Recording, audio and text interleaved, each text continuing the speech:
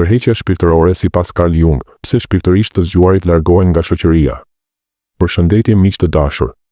Sot do të shqytemi në një temë të thellë dhe transformuese, e cila prek jetën e shumë njerëzve në epokën tonë të shpejtë dhe të mbingarkuar. Imagjinoni për një moment, një person që duket se ka gjithçka, një karrierë të suksesshme, miq të shumtë, prani aktive në rrjetet sociale, por papritur diçka ndryshon brenda tij. Bisedat e zakonshme fillojnë të duken të sajuara, festat e mëdha të zbrazta dhe presioni i pritshmërive shoqërore bëhet i pabesueshëm. Kjo nuk është një krizë e thjeshtë, është një zgjim shpirtëror. Dhe sipas mendimit të madh Carl Gustav Jung, ky zgjim shpesh çon në një tërheqje të dhimbshme nga shoqëria kolektive. Sot do të eksplorojmë pse individët shpirtërisht të zgjuar ndihen të detyruar të tërhiqen nga rrjetet sociale, karrierat që i përcaktonin dhe komunitetet e tyre. Do të bazohemi plotësisht në idetë e Jungut, duke filluar nga pavetdia kolektive, duke kaluar te integrimi i hijes dhe duke arritur te faza transformuese e hermitit. Ky nuk është një rrëfim i thjeshtë, është një udhëtim që mund të ndryshojë mënyrën se si shikoni veten dhe botën rreth jush. Le të fillojmë. Pika 1. Pavetdia kolektive, baza e jetës së pashqyrtuar. Carl Jung, psikoanalisti zviceran që revolucionarizoi kuptimin tonë për mendjen njerëzore, na mëson se shumica e njerëzve jetojnë të zhytur në atë që ai e quan pavetdia kolektive. Çfarë është kjo? Pavetdia kolektive nuk është thjesht pavetdia personale e secilit prej nesh, ajo që mban kujtimet e fëmijërisë, ëndrat e natës apo frikrat e fshehura. Jo, kjo është diçka më e madhe, më universale. Është një rezervuar i përbashkët i miteve, simboleve dhe besimeve që trashëgohen nga brezat, duke formsuar sjelljet tona sociale pa e kuptuar. Për shembull, mendoni për ritualet e përditshme, festat familjare që përsëriten çdo vit pa ndryshim, presioni për të pasur një shtëpi të madhe, një makinë të re, apo një numër të madh ndjekësish në Instagram. Këto nuk janë zgjedhje personale, ato janë eko nga pavetdia kolektive, ku mitet e vjetra, si heroi që lufton për pasuri apo perëndia që udhëheq masat, ripërsëriten në formë moderne. Jung thoshte se shumica e njerëzve ecin nëpër jetë pa e vënë në diskutim këtë bazë të fshehur. Ata ndihen të sigurt në ritmin e grupit, duke u identifikuar me rolet sociale, punonjësi i zellshëm, prindi i përkushtuar, miku i gjithmonshëm. Por kjo siguri ka një çmim të lartë, një jetë të pashqyrtuar, ku vetja e vërtet mbetet e mbytur poshtë stresave të pritshmërive kolektive. Kur flasim për individët shpirtërisht të zgjuar, ne flasim për ata që fillojnë të shohin prishjet në këtë sistem.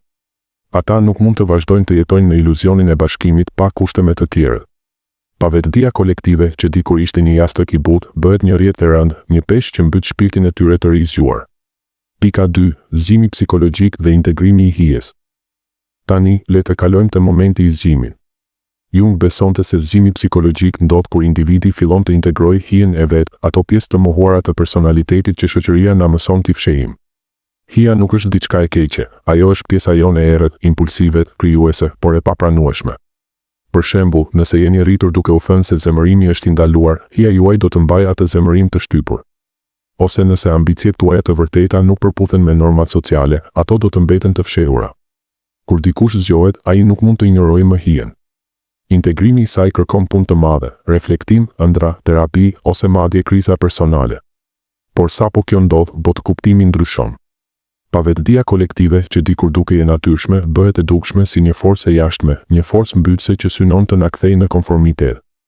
Bisedat sociale, të mbushura me thashetheme të lehta apo krahasime sipërfaqësore, fillojnë të duken të sajuara, si një teatër ku aktorët nuk besojnë në rolet e tyre.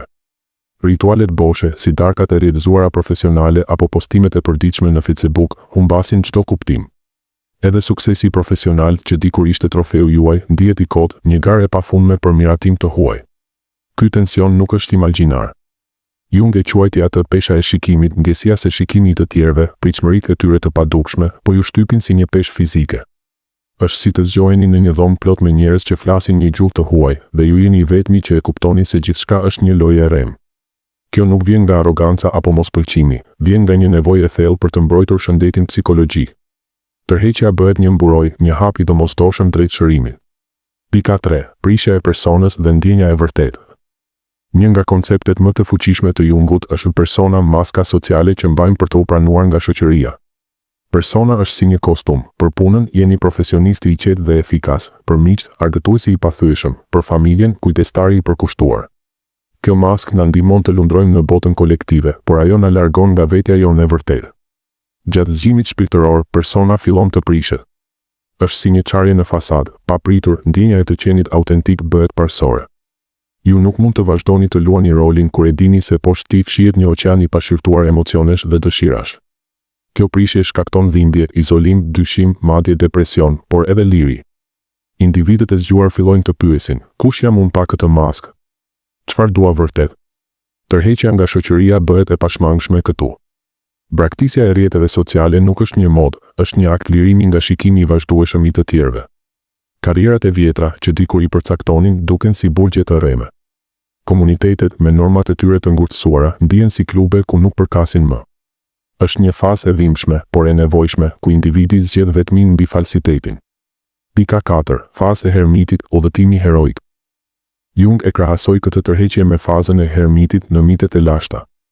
Mendoni për heronjtë e lashtë, Odiseu që largohet në ishujt të largët, Buda që mediton në pemën e bodhit, apo profetët biblik që ngjiten në mal për të marrë zbulime. Të gjithë kalojnë nëpër izolim jo si dënim, por si një ritual shërimi dhe thellimi. Hermiti nuk është një ikje e dobët, është një vendimmarrje e guximshme për të ushqyer në thellësitë e vetvetes. Carl Jung vetë përjetoi këtë fazë në mënyrë të dhimbshme. Pas ndarjes së tij dramatike me Sigmund Freud në vitin 1913, Jung u zhyt në një krizë të thellë. Ai kishte ëndra të frikshme, vizione apokaliptike dhe ndjeu se po shpërbëhet. Në vend të kërkonte shpëtim në shoqëri, ai zgjodhi izolimin. Ndërtoi një kult të vogël në Bollingen pranë Liechtensteinit, ku kaloi vite duke piktur mandala, duke shkruar në ditar dhe duke eksploruar pavetdijen e tij. Kjo kull nuk ishte thjesht një shtëpi, ishte një simbol i kthimit tek vetja e thellë, një hapësirë ku mund të integrojë hijen pa ndërhyrjen e botës së jashtme. Jung shkroi më vonë, kisha nevojë për një vend ku të mund të jetoja me mitin tim të brendshëm. Kjo fazë e hermitit nuk është e përjetshme.